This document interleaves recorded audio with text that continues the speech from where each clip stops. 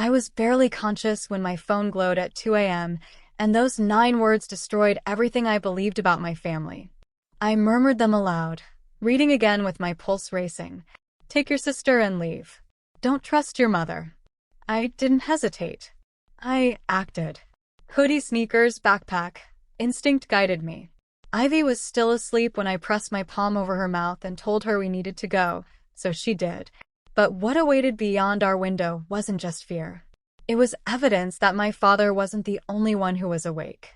My name is Lyra, and if you'd asked me yesterday whether my family was ordinary, I would have agreed without a second thought. We were the kind of forgettable suburban household people drive past without noticing. White porch lights, neat hedges, a television murmuring behind closed curtains. Nothing dramatic, nothing that hinted at danger. My dad, Adrian, works as a consultant. He travels to Seattle so frequently that his luggage practically has a permanent home in the hallway closet. He's calm, dependable, the sort of man who checks every lock each night and never texts past 10 unless it's to confirm he arrived safely. I grew up trusting his steady voice more than anything else. My mom, Marissa, is the complete opposite. Warm on the outside, quick to win over neighbors, always holding a glass of wine and some real estate story to share. Everyone adored her. I used to adore her too. Before the small fractures started appearing, before I noticed her phone was always screen down, her laptop always secured, her smile a little too forced when Dad asked innocent questions. Then there's Ivy, my 12-year-old sister. Sweet, obsessed with books, wearing glasses too large for her small face. She's the kind of kid who still slips notes under my pillow and believes grown-ups always speak the truth. She's my person, the one I've shielded since the moment she entered this world. Looking back, the warning signs were there. The evenings Mom vanished for work dinners that didn't match her explanations. The fights behind closed doors I pretended not to notice. The way Dad's shoulders began carrying tension he couldn't conceal, even when he tried to smile at us over breakfast. But at 17, you convince yourself families go through rough patches. You convince yourself you're overthinking. You convince yourself your mother, your own mother, would never be someone you'd need to escape from. The evening before everything fell apart, nothing seemed unusual. Mom was downstairs watching some crime documentary, her glass clinking each time she shifted on the couch. Ivy had drifted off before finishing her homework, her hair fanned across the pillow in messy waves. I remember brushing it aside, thinking about my chemistry exam the next day, thinking about nothing urgent, nothing alarming. And then 2 a.m., a vibration, a glow, a message that didn't belong in my world. I didn't realize it then, but the instant I read Dad's warning, the version of our family I'd been carrying in my mind vanished instantly. The home where I'd always felt secure suddenly seemed like a stage set, with shadows lurking behind every familiar object. Even the quiet felt different, heavier, as though it was trying to alert me too. When I tiptoed from my room, the floorboards groaned beneath my feet. Mom's glass clinked again downstairs. Ivy breathed softly behind her door. My heart pressed against my chest like it wanted to escape. And in that fragile, trembling instant, one question consumed every other thought. If Dad was being honest, what exactly was I still standing in the middle of? I must have read Dad's message 10 times, each word settling heavier than the one before. My father isn't dramatic. He isn't careless. If he tells you to run, you run. But there was one line I couldn't accept, no matter how I tried. Don't trust your mother. Those 4 words struck harder than the order to flee, harder than the fear crawling up my spine. I stood in the dark hallway, gripping my phone so tight my fingers ached. Downstairs, I heard the TV switch scenes. Laughter from the crime show drifted faintly against the walls. Mom was awake. Mom was relaxed. Mom was normal, at least in the way she wanted us to believe. I pressed my ear against Ivy's door. She was still sleeping, breathing gently, unaware that everything we knew had just been sliced open. I eased the door open, stepping inside with a caution I'd never needed before. The room smelled of lavender lotion and the faint scent of her open book. I leaned over her, whispering her name. No response.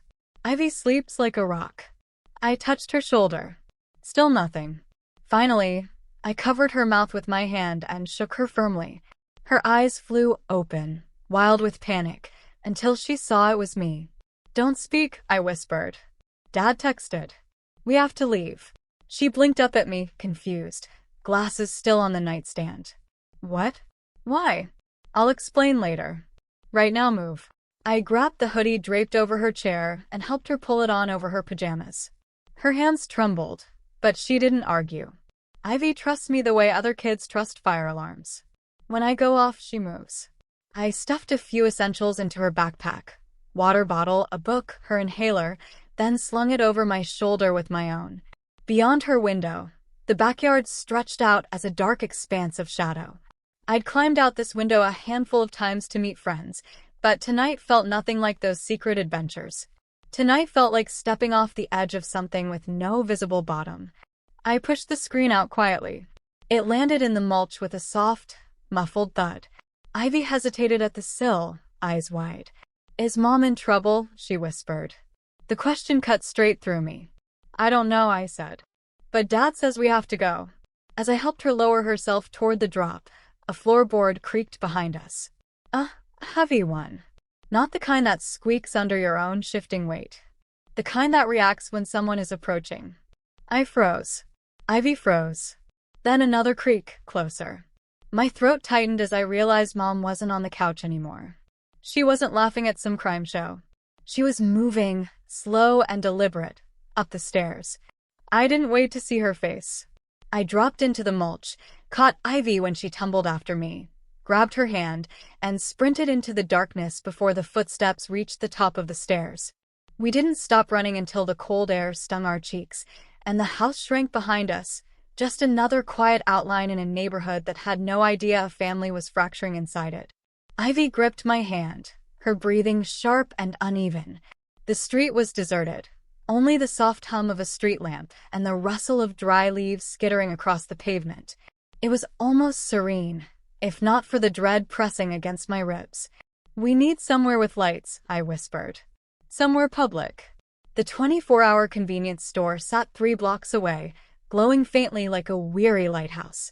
We walked fast, shoulders hunched, hearts still racing from the near sound of Mom's footsteps behind that door. Part of me still expected her to appear at the end of the block, smiling like nothing was wrong. Inside the store, the fluorescent lighting was harsh and too bright. Ivy squinted behind her glasses. I kept us in the back corner near the refrigerators, away from the clerk behind the bulletproof window, who barely acknowledged us. My phone buzzed, then buzzed again, then again, 5-6 messages in a row. I didn't want to look, but I had to. "Where are you girls?" "I heard something upstairs." "Why did you leave the house?" "Answer me now." This isn't funny. The calm tone of the first text shifted quickly into something sharp. Ivy read over my shoulder, her face losing color. "She sounds angry," she whispered. Angry wasn't the right word. She sounded exposed, like someone whose scheme was unraveling faster than she could manage. My phone rang. Mom's name lit up the screen. I didn't want to answer, but not answering felt even riskier. I tapped it and put it on speaker so Ivy could hear everything. "Lyra, honey." Her voice trembled convincingly, the kind of tremble that would fool any adult, let alone a frightened child. "Where are you? Why would you take your sister out in the middle of the night? You're scaring me." Her tone was gentle. Too gentle. A gentleness with teeth. "Dad texted us," I said, keeping my voice level. "He told us to leave the house. He said not to trust you." Silence. A thick, calculated silence. Then she let out a small laugh, brittle, almost pitying. "Oh, sweetheart, your father isn't well. He's been paranoid for weeks. He's imagining things, telling his therapist wild stories. I didn't want to tell you girls, but he's not thinking clearly." Ivy looked at me, uneasy. But Dad, who remembered every school event, every grocery item, every lock on the house. "No. Let me talk to him," I said. "When he tells us he's okay, we'll come home." Her tone cracked. The gentleness vanished. "Tell me where you are right now." It wasn't a request. It was a demand. My chest tightened. That was the moment every shred of doubt dissolved. Dad wasn't lying. He wasn't delusional. I ended the call and powered the phone off. Ivy did the same without me asking. And in that tiny convenience store corner, with my heart hammering and my hands shaking, I felt something shift inside me. A line I couldn't uncross. I wasn't just running anymore. I was picking a side. The store's heater rattled above us, pushing warm, stale air that did nothing to steady my trembling hands. Ivy leaned into me, her small shoulder pressed against mine, both of us pretending we weren't watching every shadow outside the window. When my phone buzzed again, despite being powered off, I nearly dropped it. But it wasn't Mom. It wasn't Dad. It was an unknown number. And the message was just one sentence. "This is Special Agent Rowan Blake. Your father asked me to contact you if anything happened to him." I stared at the words until they stopped blurring. Ivy clutched my sleeve. "Lyra, is that real?" I didn't know. I didn't know anything except I had to act like I did. There was a payphone outside near the vending machine. I took Ivy's hand and guided her toward the door, head low, eyes scanning the parking lot. The night air slapped my face when we stepped outside, but it steadied me. I dialed the number with stiff fingers. The call connected on the second ring. "This is Agent Blake." "This is Lyra," I said. "My dad sent you." His voice shifted instantly, tightening with urgency. "Where are you? Are you safe? Your father's last message to us was that you were in danger." I felt my knees weaken. Ivy wrapped her arms around my waist to steady herself and me. "What's happening?" I asked. "What danger?" He exhaled slowly, as if weighing every word. "Your father has been cooperating with us for several months. He uncovered a financial scheme involving your mother's real estate work. Significant money laundering, fraud, people very high up. He was helping us collect evidence." I felt the ground tilt. "My mom, she's involved?" "Yes. And tonight, the people she works with discovered your father had been passing documents to our office. His emergency message to you. It was sent moments before he was attacked at his hotel." "Attacked?" The word carved right through me. "Is he alive?" "Yes," Blake said firmly. "He got away, but he's injured. He's in protective custody. He asked for you and your sister first thing." I closed my eyes, letting the relief wash over me. Ivy started crying silently, burying her face in my hoodie. "We need to get you to safety," Blake continued. "Agents are on the way. Stay somewhere visible, Wallet. Do not go home. Do not contact your mother." A cold ripple ran through me at his last sentence. I didn't need convincing. A taxi company had a small booth across the strip mall. I paid cash up front, hands trembling, and the driver waved us into the back seat of his worn-down sedan. "Where to?" he asked. I gave him an address 2 blocks from the meeting point Blake provided. I wasn't telling anyone exactly where we were headed, not even a stranger who seemed harmless. We pulled out of the lot. Ivy rested her head on my shoulder. My heart was still pounding, but for one fragile moment, I let myself breathe. Then headlights exploded behind us. Bright, fast, too close. The driver swore, adjusting his mirror. What the hell? But I already recognized the shape of the vehicle. The silver SUV. Mom's SUV. "She found us," I whispered. The taxi jerked as the SUV rammed us from behind. Ivy screamed. I grabbed her, pulling her down against the seat. "Drive!" I shouted. "Please, just drive." "She's crazy," the driver yelled, flooring the gas. The sedan sputtered like it wasn't built for emergencies, but it lurched forward anyway. The SUV stayed glued to our bumper. Another hit, harder this time. Metal shrieked. Glass rattled. My phone flashed a text, even though it had been off minutes before. I didn't read it. I didn't have to. I knew who it was. A third slam sent us skidding. The driver fought the wheel, teeth clenched. "Lady, she's going to kill us." "She's not trying to talk to us," I said. My voice was hollow. "She's trying to stop us." The SUV swerved left and pulled level with us. Mom's silhouette was visible behind the wheel. Her face, normally so composed, was twisted, frantic. Her lips moved as she yelled something we couldn't hear. She jerked the wheel toward us. The taxi spun, tires shrieking, world blurring into dark lines and streetlights.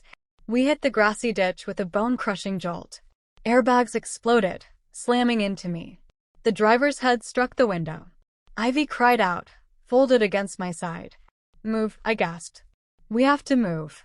The passenger door jammed, so I kicked it over and over, until metal bent and it popped open.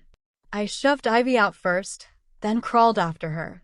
Mom's SUV screeched to a halt at the top of the ditch. Her door flew open. She stumbled down the slope toward us. Girls, she cried. Stop running. Your father is lying. The FBI is lying. You don't understand. Her voice was wild. Too wild for someone innocent.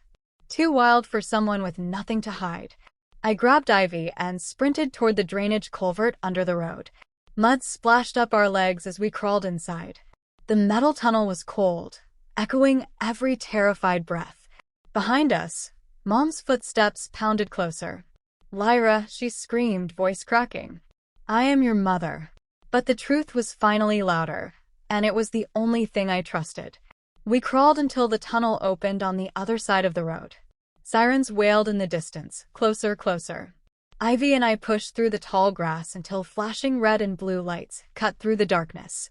Police cars screeched to a halt. Officers leapt out, weapons drawn, assessing us, the crashed taxi across the road, the abandoned SUV. One officer rushed over, his flashlight blinding. Hands where we can see them. Are you hurt? We called 911, I said through ragged breaths.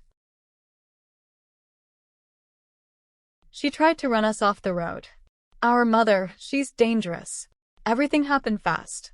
Radio calls, rushed questions, paramedics checking Ivy's pulse. Then black SUVs arrived. The doors opened. Agent Rowan Blake stepped out. He walked straight toward us. Lyra. Ivy. His voice was calm, but his eyes told me he knew exactly how close we'd come to vanishing. He draped emergency blankets around our shoulders, his expression softening for the first time. You're safe now. Both of you. A second SUV door opened, and my father stepped out.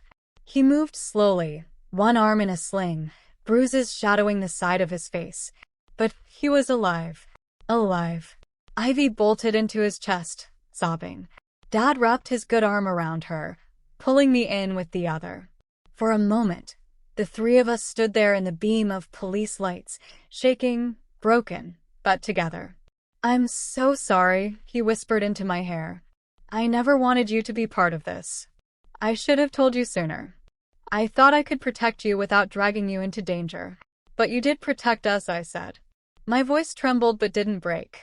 You sent the message. His eyes filled with a grief deeper than anything I'd seen. That was the longest second of my life, typing that and praying you would see it. Agent Blake stepped closer. Your mother fled the scene, he said quietly. But we've alerted every patrol in the area. She won't get far. Dad exhaled heavily. She already went too far. And standing there, cold, exhausted, covered in mud and fear, I realized something else. Those 12 words at 2 a.m. hadn't ruined my life. They had saved it. 8 months later, I sat in the back row of a courtroom, the air thick with that sterile blend of paper coffee and cold ventilation. Ivy sat beside me, her feet not quite reaching the floor, fingers twisting the edge of her sweater. Dad was in the witness chair, answering questions with a steadiness he'd earned the hard way. The bruises were long gone, but the weight in his eyes wasn't. Marissa, our mother, sat at the defense table across the room, hands folded as if posing for a portrait. No tears, no apology, no flicker of recognition when she glanced in our direction. She might as well have been a stranger wearing someone else's memories. The evidence was overwhelming. The payments, the forged documents, the financial trails she thought she'd hidden. Add the attempted assault on the highway, and the verdict was inevitable. Over 20 years, no chance of early release. When the judge read the sentence, Ivy exhaled a breath she'd been holding since that night in the ditch. Dad's hand found mine. Later, we moved to another state. New routines, new school, new locks, new lives. Not perfect, not painless, but finally safe. Some nights I still hear the echo of that text, those 12 words that tore my world apart and stitched it back together in a different shape. I used to think family meant safety, but now I know it means choosing the people who choose you back. Dad did. Ivy did. And I did too when I ran. If my story reminds you of something you've lived through, share it in the comments so others know they're not alone. And subscribe.